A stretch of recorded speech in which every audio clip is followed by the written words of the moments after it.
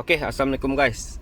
Di tangan saya ni ada sebuah alat scanner OBD untuk kenderaan, untuk kereta lah. Ini jenama F-Car.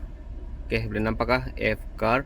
Sebenarnya brand ni guys bukanlah brand yang baru, tapi untuk model CW760 dia baru launch lah, baru dilancarkan juga. Sales dia pun belum lagi banyak. So kita tengok dulu dalam dia macam mana bentuknya ni guys. Nampak kah? Warna merah. Sama juga macam OBD biasa. Dia punya port. Ini belakang dia. Ini serial number saya tutup lah. CW760. Made in China juga, made in China. Kebanyakan OBD scanner ni memang made in China punya, tapi boleh pakai. Sekarang kita bincang dulu guys, apa special scanner ni. Kalau dalam ni ada dia punya guide lah, reference guide. Ni biasalah. Ada dia punya QR code untuk install dia punya apps. Yang ni basic-basic lah, technical spec, warranty card semua. Habis. Ni dia punya bag. Untuk model C760 ni guys, dia adalah dibuat khas untuk kenderaan Malaysia. Dia fokus kepada kenderaan Malaysia, iaitu Proton dan Pro 2. Itu yang saya baca lah. Saya sempat baca. Yang ni saya belum test lagi guys. Saya belum test. Apa yang saya nampak, dia fokus kepada Proton dan juga Pro 2. Yang special dia guys, benda ni dia support special function dan free update tanpa perlu melibatkan apa-apa langganan seperti lain-lain punya OBD lah. Kadang-kadang ada OBD yang ada special function ni, dia minta langganan. Langganan tu pula boleh tahan mahal, boleh harga dia macam boleh beli OBD yang baru, OBD scanner yang baru. So yang ni dia keluarkan F-Car, dia keluarkan yang ada special function. Sebab kebanyakan scanner ni dia cuma ada basic lah, boleh baca code, maksudnya read fault code, kemudian boleh clear fault code, dan kita boleh tengok dia punya live data stream.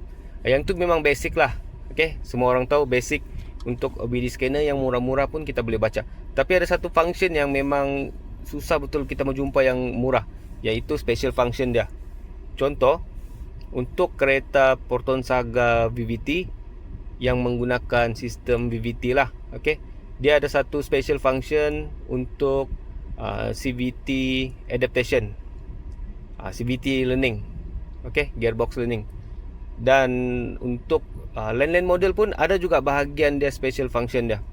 Jadi yang benda tu lah yang tiada pada OBD scanner yang murah-murah.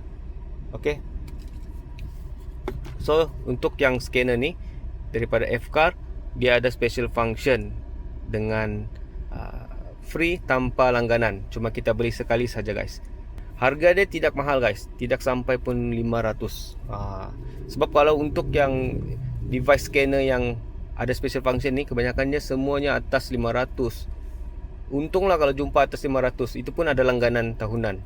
Yang ni free lifetime. So kita kena cuba benda ni. Kalau betul lah dia ada special function tu, benda ni memang betul-betul function dan menjimatkan poket, terutama untuk yang kaki DIY lah.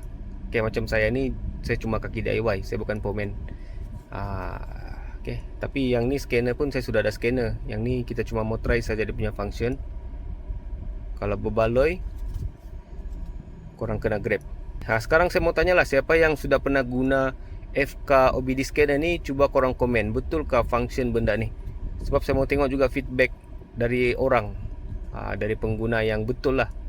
Tapi itulah, alat scanner ni dia cuma fokus pada model tertentu sahaja, iaitu model Proton dan Pro 2 dan kebanyakan model di Malaysia lah. Jadi untuk model-model lain saya rasa memang kurang model. Di sana dia cuba hadkan model. Tapi kalau untuk Pro 2 Proton ada. Tunggu next video. Sabar guys, sabar.